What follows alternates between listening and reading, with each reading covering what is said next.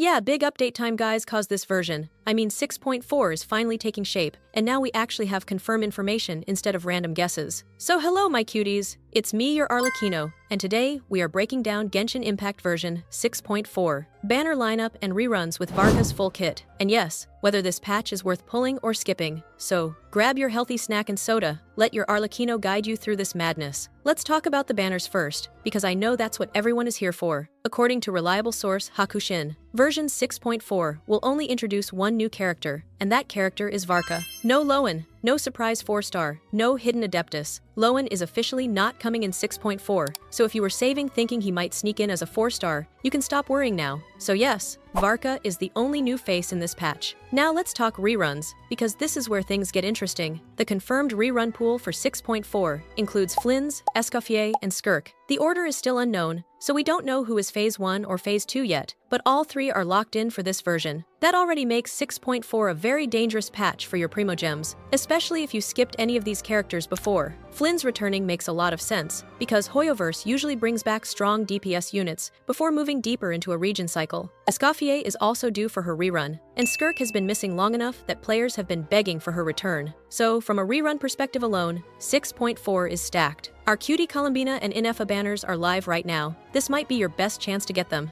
You can save up to 25% on this banner at lootbar.gg. Look, I'm buying the 6,480 Genesis Crystals pack for just $78, which normally costs $100 in-game, literally saving me $22 instantly. The top-up process is super simple. I just entered my UID and chose my server, and in less than 5 minutes, the crystals arrived in my account. And yeah, I also got double the crystals on my first purchase. Since Lootbar is cooperating with Hoyoverse routing partner means it's safe and works exactly the same as in-game top-ups. Beyond Genshin, you can also top up for HSR using my link. Lootbar has over 170,000 plus satisfied users across Hoyoverse and 30,000 plus reviews on Trustpilot, which is why I prefer Lootbar for my giveaways. And if you're new, you also get an extra 10% off when you use my link in the description.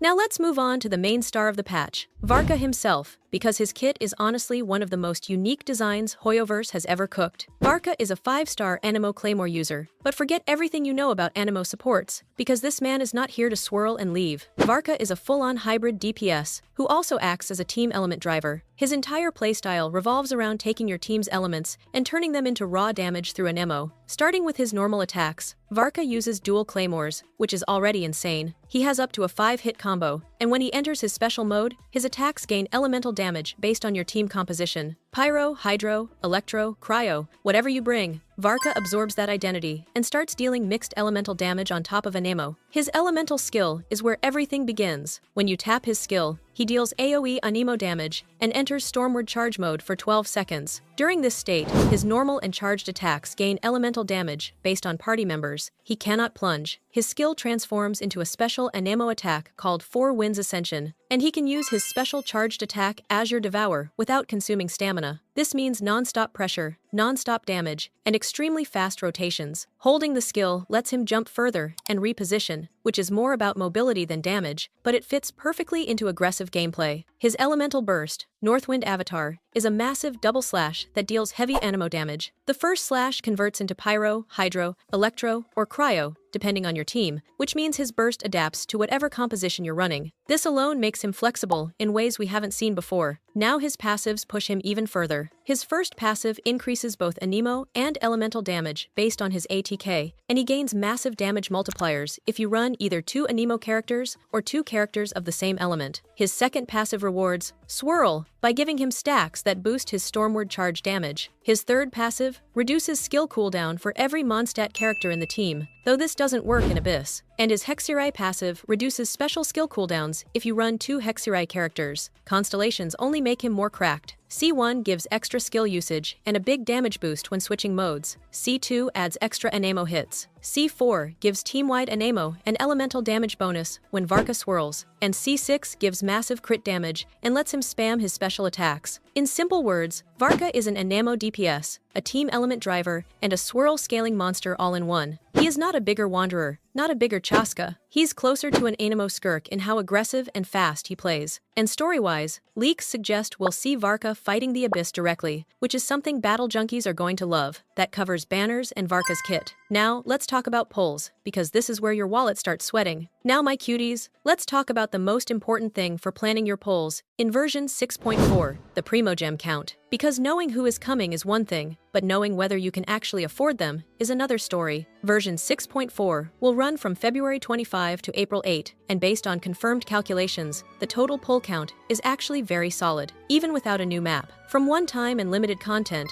including quests, events, achievements, live stream codes, update compensation, and other sources, players can expect around 2,965 Primogems, which is roughly 18 to 19 pulls. This includes about 1,365 Primogems from miscellaneous content and around 1,600 Primogems from events alone. Now, from permanent and repeatable content, daily commissions alone give 2,520 Primogems, which is about 15 to 16 pulls. Paimon's Bargains give 10 intertwined fates straight up. Imaginarium Theater contributes around 2,000 Primogems, Stygian Onslaught adds about 450, Abyss gives 800, and even the free Battle Pass adds another 5 intertwined fates. If you're running Welkin, you get an extra 3,780 Primogems, which is nearly 24 pulls. Talking about Welkins, don't forget my 15 Welkin giveaway I'm doing at 54K subscribers. You just need to hype the video and subscribe to the channel. Once we hit the milestone, I will announce the rules. Back to pull count, paid Battle Pass adds even more on top of that. So when everything is added together, here's what you're looking at. Free-to-play players get around 64 limited pulls plus 15 standard pulls. Welkin players get about 88 limited pulls plus 15 standard pulls. And if you're running both Welkin and Battle Pass, you're looking at around 96 limited pulls plus 15 standard pulls. Now here's the most important part. If your target is Phase 1, meaning Varka or whoever ends up in the first half, you only get around 40 pulls as free-to-play, about 52 with Welkin, and around 55 with Welkin plus Battle Pass in the first half alone. This matters a lot if you're not waiting for the full patch. So yes, 6.4 is generous enough to hit pity if you've saved before, but it's not a free guarantee patch. You still need to plan carefully. Now let's address the map situation, because a lot of people were expecting Dorman port in 6.4, and the reality is a bit disappointing. Based on current community leaks and speculation, Dorman port is likely not coming in version 6.4. With versions 6 and 6.3 already adding new areas, it looks like Hoyoverse is pacing map expansions and saving them for 6.5 and possibly 6.8 or 6.7. This doesn't mean Dorman port is cancelled, it just means it's delayed. There are also signs that Hoyoverse is shifting some character development into world quests instead of Archon quests. If Dorman port's story is tied to world quests involving characters like Lowen or even Amber's Apprentice, then delaying the map makes sense from a narrative perspective. So skipping a new map in 6.4 isn't an anomaly, it's just pacing. So, to wrap everything up, version 6.4 is a character-focused patch. 1 new powerhouse DPS in Varka, 3 very strong reruns in Flins, Escoffier, and Skirk, a solid pull count, but no new map. This is a patch where Hoyoverse wants you to spend Primogems, not explore new land. Make sure to tell me in comments, my cuties, are you pulling for Varka, waiting for Skirk, or skipping everything and saving for what comes next? Let your Arlecchino know your plans. Thanks for watching, prepare your primos, and as always, peace out.